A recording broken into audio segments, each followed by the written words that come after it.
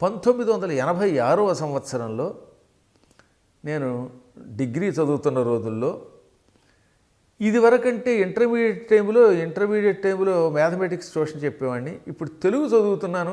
History, economics, Telugu వీటితోటి నేను BA చేస్తూ ఉంటే ట్యూషన్కి ఎవడొస్తాడు రాడు.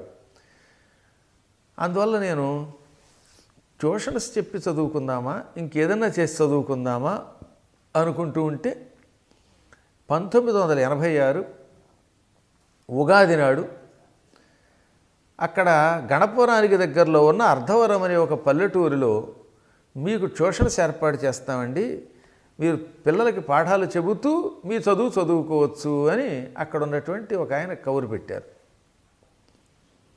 సరే వెళ్ళాను. తీరాని వెళ్ళే సమయానికి 1986 తెల్లవారితో ఉగాది, ముందు రోజు అమావాస్య అనమాట. ఆ అమావాస్య నాడు ఆ ఊరు వెళ్ళాను. పరమభక్తులకి అమావాస్య ఏమిటి, అందుకని భక్తుడిని కనుక నేను శివభక్తుడి కనుక వెళ్ళాను. తీరా అక్కడికి వెళ్ళే సమయానికి ఆ ట్యూషన్ సెంటర్కి వెళ్ళే ముందు ఒక ఆశ్రమం కనపడింది. ఒక అద్భుతమైన ఆశ్రమం, ప్రణవాశ్రమమో ఏదో ఆశ్రమం పేరు పెట్టారు, మేము ఆశ్రమం అనేవాడు. ఆ ఆశ్రమం ఆడవాళ్లే నిర్వహిస్తున్నారు. సీతమ్మ గారని ఒక పుణ్యాత్మురాలు దాన్ని నిర్మాణం చేశారు. ఇంకా చాలామంది భక్తులు ఇందులో సాయం చేశారు.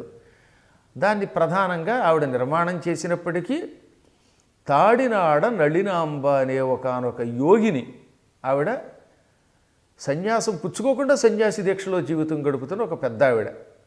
అంటే నేను వెళ్ళే సమయానికి ఏం పెద్ద ఆవిడ కాదు, అప్పటికి మహా అయితే 40 ఏళ్ళు ఉంటాయి, నేను 20 ఏళ్ళ కుర్రాడిని. సరిగ్గా ఆ సమయానికి ఆశ్రమంలో వాళ్ళు ఒక సమావేశంలో ఉన్నారు. ఏమిటా సమావేశం? తెల్లారితే ఉగాది, ఆ ఉగాది నుంచి మొదలుపెట్టి శ్రీరామనవమి వరకు సుందరకాండము మీద ఉపన్యాసం చెబుతాను అని ఒక స్వామీజీ వాళ్ళకి మాట ఇచ్చి పాంప్లెట్లు వేయమన్నాక, పాంప్లెట్లు వేశాక 2 రోజుల క్రితమే నేను రాలేకపోతున్నాను అన్నట్టు ఆయన. ఏ కారణం చేతనో నేను రాలేని అన్నాడు. అయ్యో ఉగాది వస్తోంది, సుందరకాండం పారాయణ చేసుకుందాం, ఉపన్యాసం స్వామీజీ ద్వారా విందాం అనుకున్నాం, ఆయన రావటం లేదు, ఏం చేద్దామని వాళ్ళు మల్లగొల్లలు పడుతున్నారు. ఆ సమయంలో నేను వెళ్ళింది ట్యూషన్స్ చెప్పడానికి. కానీ ఆ తాడినాడని అడినాంబగారు నన్ను చూశారు. ఈ బాబుగారు ఏదైనా చెప్పగలరని, ఏమండి రేపటి నుంచి సుందరకాండ చెప్పండి అన్నారు. నేను నిజానికి చిన్నపిల్లవాడిని, ఆవిడికి కొడుకు వయస్సు వాడిని. అదేంటో విచిత్రం, నన్ను చూడగానే ఆవిడ బాబుగారు అని పిలిచారు తప్ప బాబు అనలేదు. రేపటి నుంచి సుందరకాండ చెప్పండి అంటే, పోనీ ఆవిడేదో చెప్పమంటే నేనేం చెబుతాను అనలేదు. నేను అలాగేనమ్మా అన్నాను. ఎన్నింటికి అంటే ప్రతిదినము మధ్యాహ్నం 2 గంటల నుంచి సాయంత్రం 4:30 వరకు.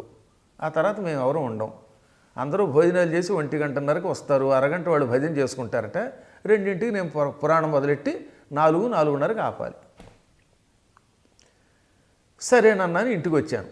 ముందుకు అన్నాను కానీ మా నాన్నగారి దగ్గరికి వచ్చి, నాన్నగారు సుందరకాండం ఉపన్యాసం చెప్పమంటారు, దొరుకు నేను ఎక్కడ స్టేజీల మీద ఉపన్యాసం చెప్పలేదు, ఏదో ఆడవాళ్ళ దగ్గర కూర్చుని 2 ముక్కలు భగవద్గీత చెప్పడం వేరు, వేదిక మీద సుందరకాండంపై ప్రవచనం చేయటం వేరు కదా. ఎలాగా అంటే దానికేముందిరా, సుందరకాండంలో శ్లోకాలు చదివి నీకు సంస్కృతం వచ్చు, తాత్పర్యం చెప్పి పాఠం చెబుతున్నట్టుగా తాత్పర్యం చెప్పి శ్లోకాలు చదివి అర్థం చెబితే అదే పురాణం అనుకో అన్నారు ఆయన. ప్రస్తుతానికి అలా చేసేయి అన్నారు. ఇదేదో బాగుందనుకుని సుందరకాండం కంఠస్థం చేయడం మొదలెట్టాను. అప్పటి వరకు నాకు సుందరకాండంలో 1-2 శ్లోకాలు తప్ప పెద్దగా ఏమీ కంఠస్థం రావు. నాకు భాగవతం మీద ఉన్న పట్టు సుందరకాండం మీద లేదు.